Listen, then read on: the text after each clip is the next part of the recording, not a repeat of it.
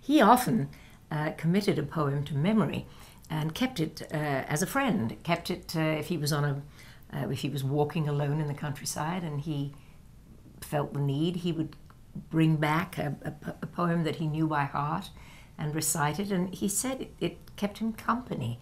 I was terribly impressed by that. I thought it was such a clever thing to do, first of all to commit a poem really to memory. You might learn it by rote, but to actually learn something because it makes you feel very, very good inside. And then walk the country lanes and recite it to yourself. I was impressed. But he bought me my first books. He bought me my first poetry anthology. And his love, his reading to me when I was a child did influence everything from then on. And I think I've passed that on to Emma, and she passes it on to her grandchildren, her children, which are my grandchildren. And it's wonderful to see the traditions continuing. For me, the key to raising a bookworm or to being a bookworm is holding on to the joy of reading and promoting and advancing and continuing to experience the connection between reading and pleasure.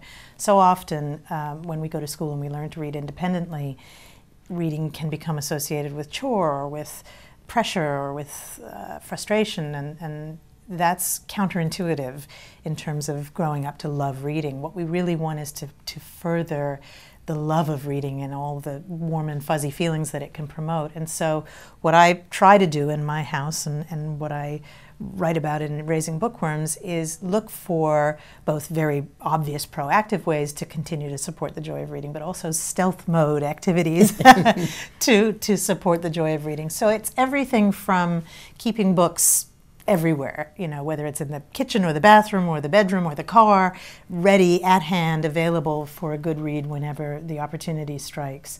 It's making sure that you have a warm and inviting reading environment that isn't, you know, that has good lighting and isn't distracted by noise and perhaps the opportunity when we're reading together as a family to snuggle up and cuddle and equate reading with love and pleasure that way.